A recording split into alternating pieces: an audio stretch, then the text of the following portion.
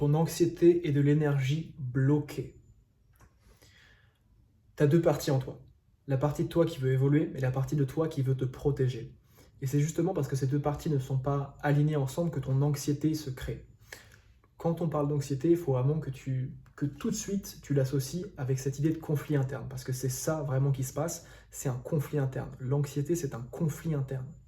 Entre la partie de toi qui cherche à évoluer, qui cherche à poser les actions alignées, à devenir ta meilleure version, et l'autre partie de toi qui cherche à te protéger, donc la partie de toi, ton identité de survie, qui a des peurs, qui a des blessures, qui a des traumatismes, etc. Et je vais donner un exemple tout con. La partie de toi qui cherche à évoluer, dans ton quotidien, elle cherche à poser les actions. Elle cherche à en fait mettre en place des actions alignées avec les objectifs que tu cherches. Donc si tu as envie d'aller voir une fille, tu vas, cette partie de toi qui cherche à évoluer va développer de l'énergie pour te permettre de passer à l'action. L'énergie te permet de passer à l'action. Sauf que, comme tu as ta partie de toi qui veut te protéger, qui a des peurs et qui t'empêche de passer à l'action, l'énergie qui t'avait préparé à agir n'a pas pu être sortie. Je répète, la partie de toi qui cherche à évoluer te fait développer de l'énergie pour te permettre de passer à l'action. Quand tu te sens, ok, là j'ai envie d'atteindre mes objectifs, etc., là tu te sens bien, tu sens que tu as de l'énergie, et en fait durant un certain temps, tu te sens motivé, et tu sens que tu as confiance en toi, mais en fait cette énergie, tu t'en sers pas pour passer à l'action. Pourquoi ? Parce que tu as la peur, et donc tu as la partie de toi qui veut te protéger, qui te sabote en fin de compte. Donc cette énergie-là reste bloquée, et comme elle n'a pas pu être évacuée, comme elle n'a pas pu être exprimée, elle finit par rester en toi, et elle finit par se créer en tension interne. Elle devient une tension interne. Et donc c'est pour ça que tu ressens beaucoup de tension dans ton bide, parce que ça représente de l'énergie qui devait être exprimée, qui devait être évacuée sous forme d'action concrète, mais qui n'a pas pu être exprimée.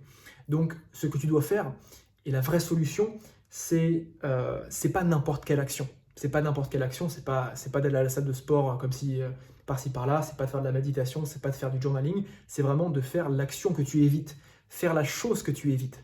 Parce qu'aujourd'hui, tu sais exactement quoi faire. Parce que, comme je t'ai dit, tu as une partie de toi qui veut évoluer, et donc cette partie-là, si elle était que toute seule à exister, tu serais ta meilleure version, tu n'aurais même pas de problème en fait.